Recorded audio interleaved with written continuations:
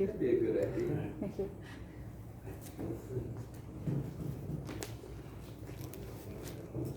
Esther asked a question.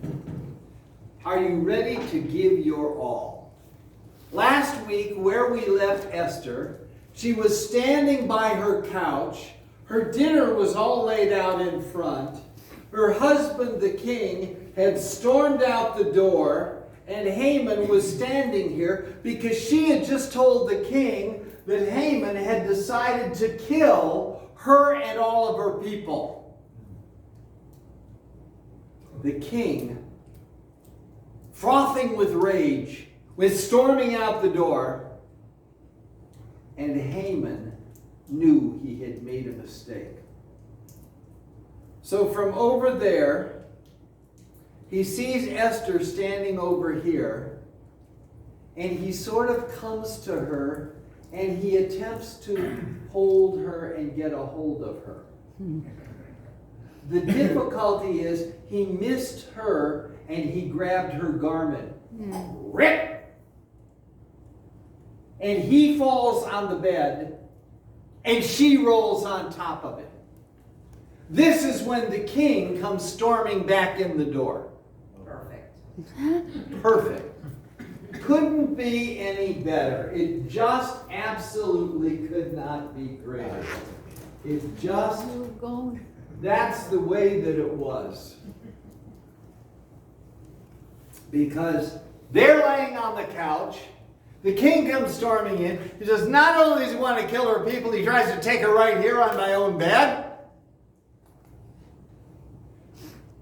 You see, how far will you go in order to do the work of God? Mm-hmm. Esther got pushed to the very edge. She may have been killed. But she had a job she was going to do. And so the king is in a rage. And he's just frothing. And he's just, what shall I do with this man? And one of his soldiers comes up.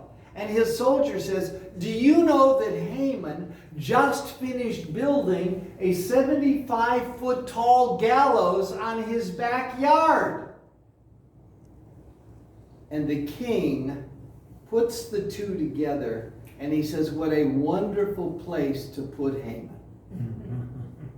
Can I suggest you never build a gallows? No, the Bible's quite clear. The Bible in Proverbs says that he who lives by the sword shall die by the sword. Jesus says he who lives by the sword shall die by the sword. Peter is warned by Jesus, don't take that sword because he who lives by the sword shall die by the sword. He could have said he who lives by the gallows shall die by the gallows. It happened in France during the Revolution. They developed the guillotine. And today it's this group of people. The next day they take the same group of people that wanted to kill all those and they put them in the guillotine. Then they take the next group of people who want to kill those and they put them in the guillotine. And today you're guillotining somebody else and tomorrow you're... God says don't do it.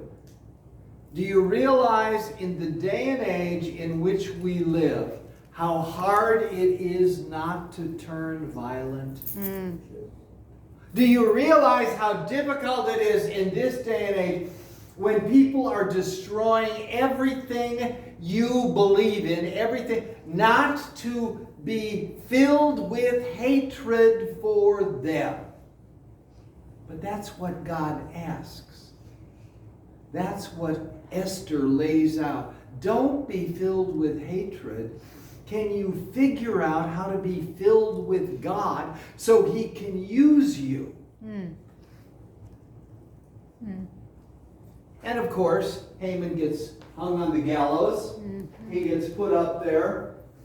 And that leaves a vacuum in the king's life, because if the king is going to be able to spend all of his time playing, he needs some other people who will do the serious work of his kingdom. And Haman was one of those, but he did it wrong. And so the king needs somebody who will replace Haman. And here stands diminutive little Mordecai. Saved the king's life. raised Esther, followed Esther, talked to Esther, let her know that the king was in danger. It's amazing how many people God takes from nowhere and he puts them somewhere because he has purpose for their life. If only you could believe the goodness for your life that God believes for your life. If only you could not believe the neighbors, not believe your parents, definitely don't believe your older brothers and sisters. If only you could believe what God believes for your life, that he has a special purpose, a special plan. And Mordecai, probably as much as anybody in any of the pages of the Bible, if anybody is the hero of this book, it's Mordecai, even more so than Esther. She got all the talent, she gets all the beauty, she gets all the gravy, but Mordecai gives all the decisions. Mordecai gives all the wisdom. Mordecai even tells Esther, you know, if you're going to have to do this, and you're going to have to go to the king, and you're going to have to face death, and if you don't face death, there's a possibility you're going to be put to death anyway. He understands the perspective. And so, he's the one who winds up with the king's signet ring. He's the one that winds up running the kingdom. You don't be made great by fighting for it.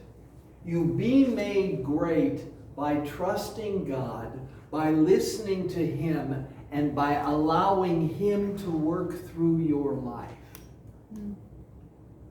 The amazing thing to me, Holy Cross, Tikva Israel, is a place of healing. Because so many people who have been taught in their biological family, the only thing they were taught in their biological family is they're inferior. I mean, you can't believe it. I had a cousin who was 3 years older than I am. When I was 3, he was 6. And a bully. When I was 9, he was 12 and a bully. When I was 15, he was 18 and I was a wrestler and told him to watch himself. Because life had changed. And if you can just not believe all those childhood stories about yourself, God can take and put on your finger the signet ring of success, the signet ring of leadership. Because leadership is simply following God in such a way that people discover they want to follow you. Yes. It's simply doing what God says, and suddenly you discover that you have a purpose in God that you never knew that you had, and the greatness is from following him, and others discover how useful and blessed and talented and successful you are. And we've had so many people who came here and all they were taught in their biological family was their shortcomings, was their inferiorities, were their problems, were their difficulties. All they were taught was this, and they came here, and we had a principle here. We will love you and believe in you till you can believe in yourself. Through God. I only know one person who didn't like that principle. She was a Lutheran.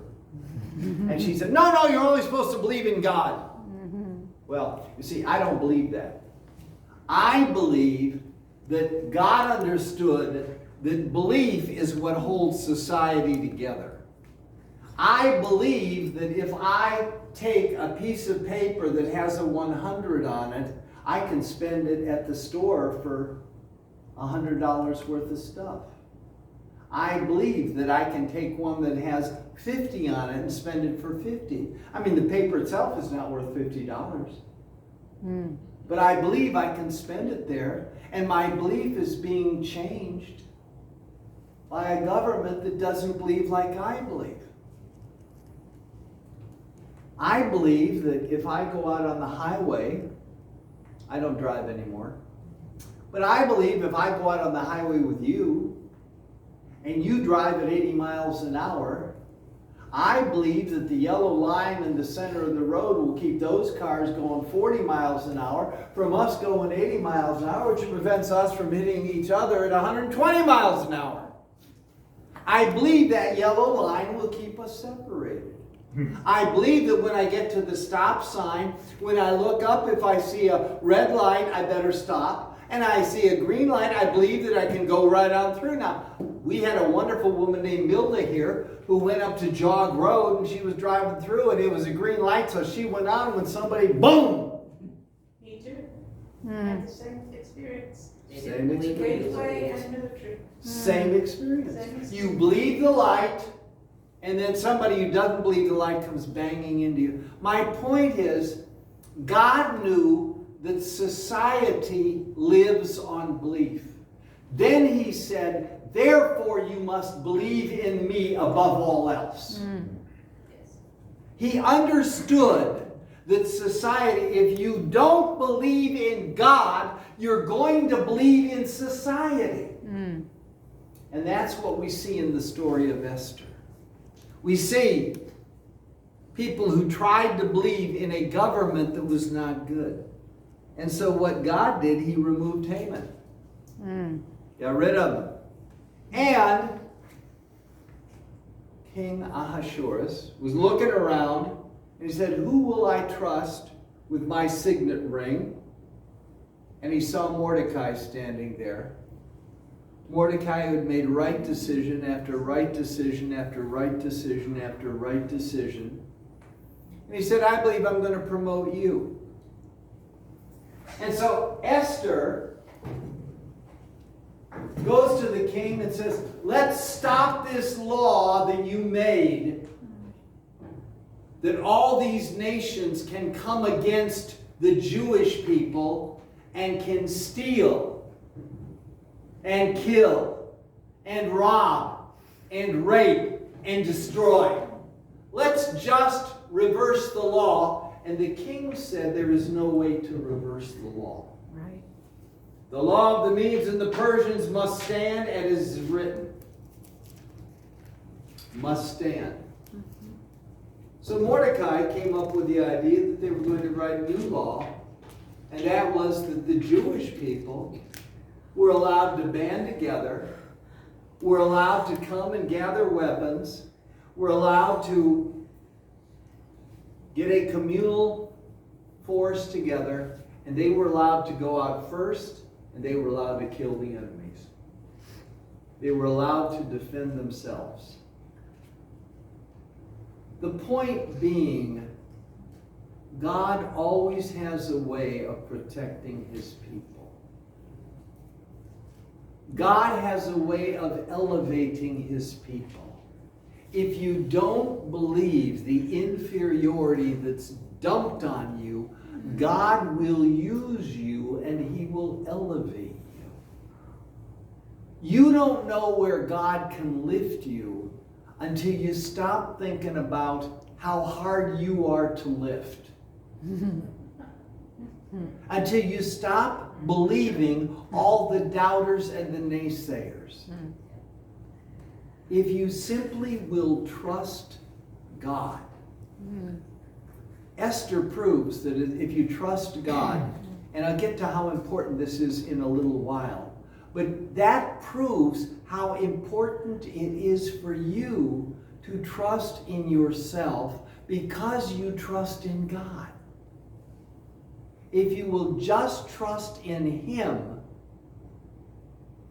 he can do things with you you cannot comprehend yourself. Now, I mentioned something before, and that is we're praying for Holy Cross Church, and I know you've all been praying for Holy Cross Church because we really would like for this church to remain a church. It's a beautiful church. We no longer have the use for it that we've had in the past. But if God can bring somebody else who has use for it, and if they have the money that we can move on into other ministry, into other area, suddenly everybody gets taken care of by God. And we've had step after step after step to get us to this location. We've stood in front of this closed door. Then we've moved over to this closed door. Then we've moved over to this closed door. Then we've come to this closed door. Then we've come to this closed door. And yet, we've never stopped. And that's what God is telling you. That's what God was telling Esther. There were so many times along the road when she should have sat down and said, look, I have been so cheated. I have been so taken advantage of. I should be so filled with rage. And until you get rid of the rage, God can't start blessing you. Until you get rid of the anger, God can't fill you. Until you get rid of all that is negative, God cannot pour the power of his personality into you, and you become God's man. You become God's woman. You become God's person. And that's what God is busy working in our day and age. It is so easy to believe everything's negative. It's so easy to believe there is no good. It's so easy to believe they're winning, they're winning, they're winning, they're winning, they're winning. But what we need to understand is no. God can take the signet ring off of the bad finger and put it on the good finger. That's God's purpose in life. And God is still looking for people to bless. God is still looking for people to bless. I think one of the most significant stories in the Bible is the story of Esther. Because if Esther were not there, if the story of Esther were not there, there would be no Christmas. Because for Christ to be born, the Jewish people had to go into captivity, live in captivity, have people who were inspired to come back, rebuild the temple, rebuild the wall, remove into the area. They had to come into the area, they had to live into the area, and then they had to have the Levites and the rabbis. And they had to have all these people who were selfish, lost, and tied up with themselves, but they were trying to serve God as they understood, even when they didn't understand. And they were brought back, and they set up the temple worship. Now, granted, it may not have been perfect, but God blessed it. And when Christ was born, there was a temple, there was worship. He could come and be circumcised on the 8th day. He could come at 12 years old and talk to the leaders in the temple and tell them how wrong they were. He could come and he could minister, and then he could come, and this is why we're here, he could come and he could be sacrificed according to the law of God. One evening he could eat a Passover meal. The next day he could become the Passover lamb. It was the same day. 9 o'clock, he's in front of Pilate, and he winds up going to Calvary on the cross. He's there till noon when it gets dark. And then by 3 o'clock he's dead. So the time of the morning sacrifice he's put on, and the time of the evening sacrifice he's removed. And they had the wrong day. And I had to study 20 years. Closer to 30 to figure it out. Because before I could figure it out, the Dead Sea Scrolls had to be found. They had to be translated. They had to be brought out. And from there I could find the writings of the Essenes. And the Essenes were a big people back then. At the time of Christ, the Essenes were one of the largest Orthodox groups. Every single town had Essene communities in it. They had a section of Jerusalem where they had their own mikvah to get into the temple.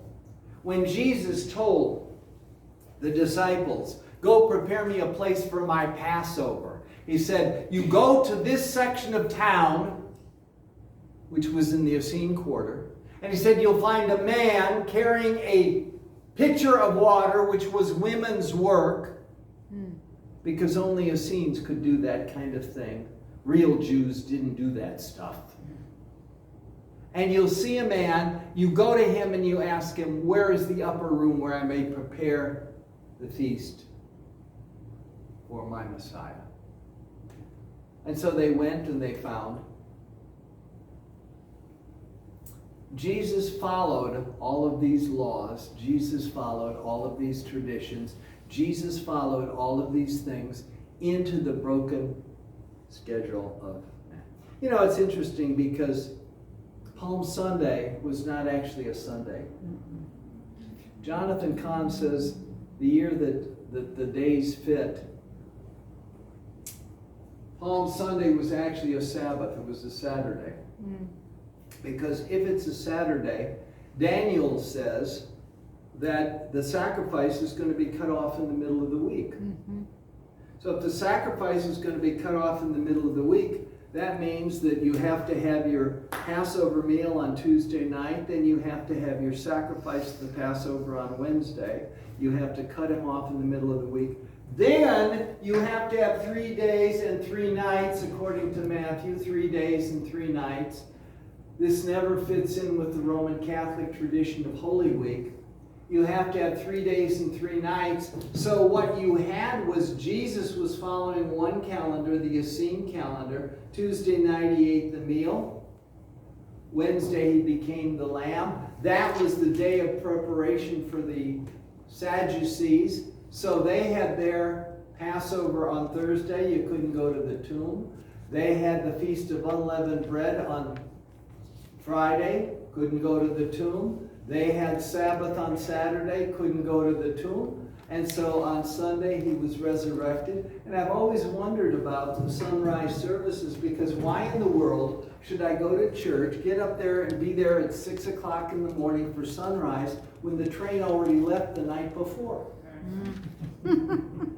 When he resurrected the end of Sabbath, why in the world should I go the next morning in the middle of the night to see where he used to be? So anyway, that explains some of the differences.